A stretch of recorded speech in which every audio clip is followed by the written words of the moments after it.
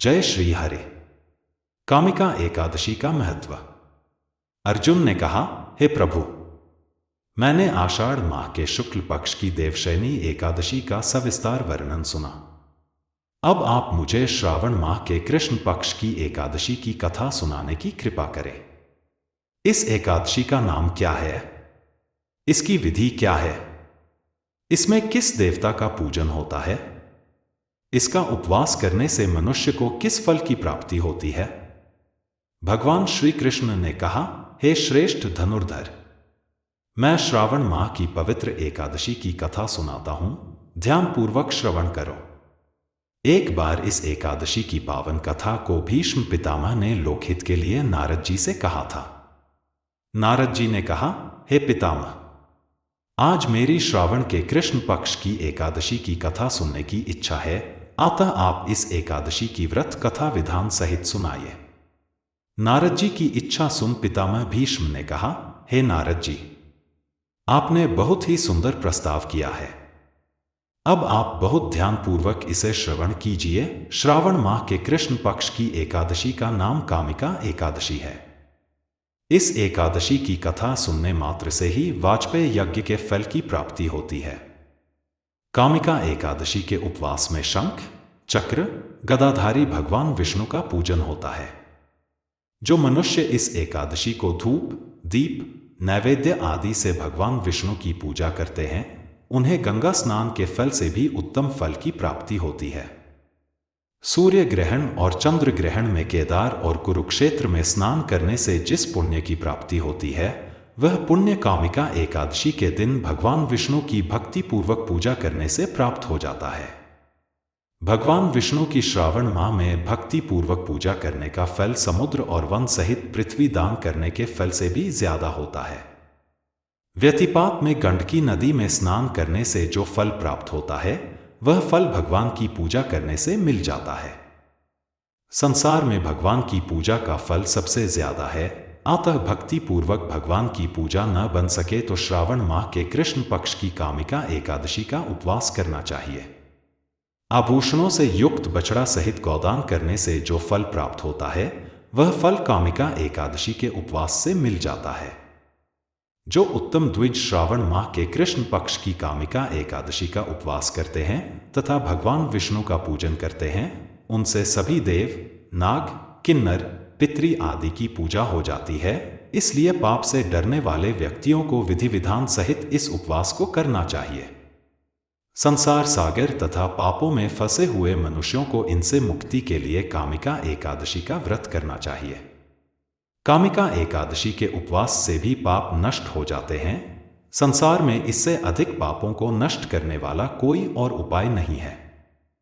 हे नारद जी, स्वयं भगवान ने अपने मुख से कहा है कि मनुष्यों को अध्यात्म विद्या से जो फल प्राप्त होता है, उससे अधिक फल कामिका एकादशी का व्रत करने से मिल जाता है।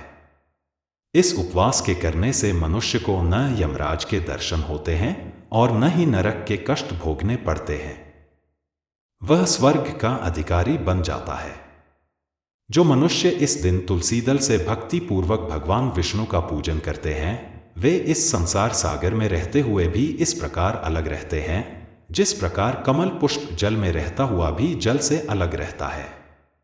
तुलसी दल से भगवान श्रीहरि का पूजन करने का फल 1 बार स्वर्ण और 4 बार चांदी के दान के फल के बराबर है। भगवान विष्णु रत्न, मोती, मणि आदि आभूषणों की अपेक्षा तुलसी दल से अधिक प्रसन्न होते हैं। जो मनुष्य प्रभु का तुलसी दल से पूजन करते हैं, उनके सभी पाप नष्ट हो जाते हैं। हे नारद जी, मैं भगवान की अति प्रिय श्री तुलसी जी को प्रणाम करता हूं। तुलसी जी के दर्शन मात्र से मनुष्य के सभी पाप नष्ट हो जाते हैं और शरीर के स्पर्श मात्र से मनुष्य पवित्र हो जाता है। तुलसी जी को जल से स्नान कराने से मनुष्य की सभी यम यातनाएं नष्ट हो जाती हैं।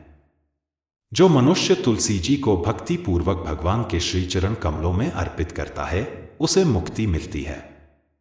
इस कामिका एकादशी की रात्रि को जो मनुष्य जागरण करते हैं और दीपदान करते हैं, उनके पुण्यों को लिखने में चित्रगुप्त भी असमर्थ हैं। एकादशी के दिन जो मनुष्य भगवान के सामने दीपक जलाते हैं, उनके पितर स्वर्गलोक में अमृत का पान करते हैं। भगवान के सामने जो मनुष्य घी या तिल के तेल का दीपक जलाते हैं, उनको सूर्यलोक में भी सहस्रों दीपकों का प्रकाश मिलता है। कामिका एकादशी व्रत कथा। एक गांव में एक वीर क्षत्रिय रहता था। एक दिन किसी कारणवश उसकी ब्राह्मण से हाथापाई हो गई और ब्राह्मण की मृत्यु हो गई।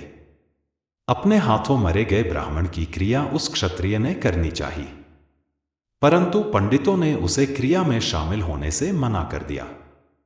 ब्राह्मणों ने बताया कि तुम पर ब्रह्महत्या का दोष है, पहले प्रायश्चित कर इस पाप से मुक्त हो, तब हम तुम्हारे घर भोजन करेंगे। इस पर क्षत्रिय ने पूछा कि इस पाप से मुक्त होने के क्या उपाय हैं?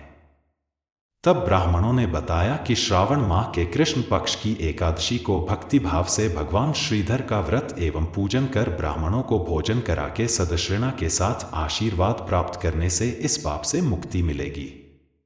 पंडितों के बताए हुए तरीके पर व्रत कराने वाली रात में भगवान श्रीधर ने क्षत्रिय को दर्शन देकर कहा कि तुम्हें ब्रह्महत्या के पाप से मुक्ति मिल गई है। इस व्रत के करने से ब्रह्महत्या आदि के सभी पाप नष्ट हो जाते हैं और इहलोक में सुख भोग कर प्राणी अंत में विष्णुलोक को जाते हैं। इस कामिका एकादशी के महात्म्य के श्रवण व पठन से मनुष्य स्वर्गलोक को प्राप्त करते हैं। जय श्री हरि।